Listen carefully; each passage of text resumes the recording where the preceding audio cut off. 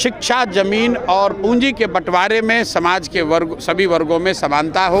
सिर्फ 2% 1.97% लोगों के पास सरकारी नौकरी है। सिर्फ 40% लोग के पास ज़मीन है। 60% आदमी के पास ज़मीन ही नहीं है। हम लोगों ने यहाँ कोई राजनीतिक टीका टिप्पणी मैंने तो कम से कम नहीं करी है। विधायक बदलना होगा। विधायिका जब बदल जाएगी तो लैंड रिफॉर्म्स कानून भी बदलना होगा।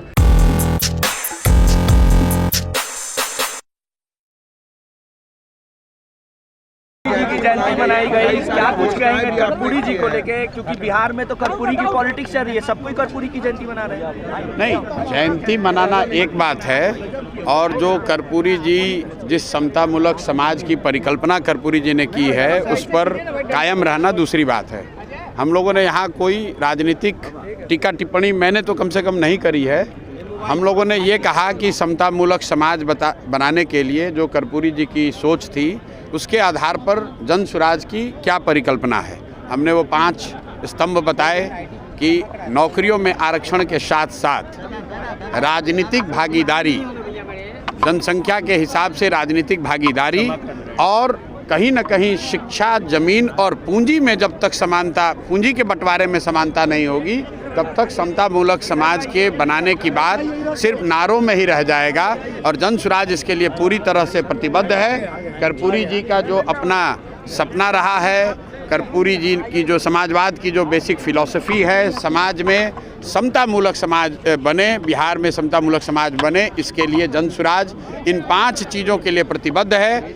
आरक्षण के साथ साथ जनसंख्या के हिसाब से राजनीतिक भागीदारी और शिक्षा, जमीन और पूंजी के बंटवारे में समाज के सभी वर्गों में समानता हो। जो मैंने आपको बात बताया कि 75 साल के आज़ादी के बाद भी आज सिर्फ 10% लोग ही बिहार में 12वीं पास करते हैं और उसमें भी अति पिछड़ा समाज सिर्फ 5.5% लोग 12वीं पास कर रहे हैं। आज अति पिछड़ा समाज सिर्फ 5.5% लोग ही 12वीं पास कर रहे हैं। दलितों में वो सिर्फ 3% है। सामाजिक न्याय की बात हो रही है।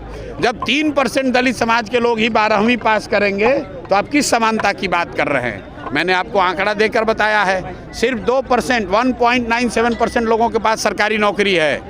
सिर्फ 40% लोग के पास ज़मीन है। 60% आदमी के पास ज़मीन ही नहीं है। तो जब तक इन बातों को नहीं एड्रेस किया जाएगा तब तक कर्पूरी जी की जयंती सिर्फ मनाने से कुछ नहीं होगा।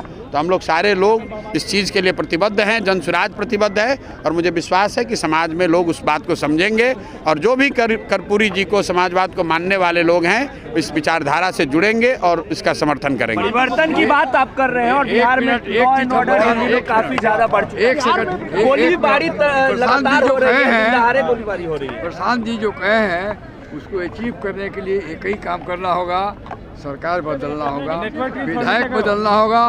विधायिका जब बदल जाएगी तो लैंड रिफॉर्म्स कानून भी बदलना होगा। बिहार का सीलिंग एक्ट भी बदलना होगा।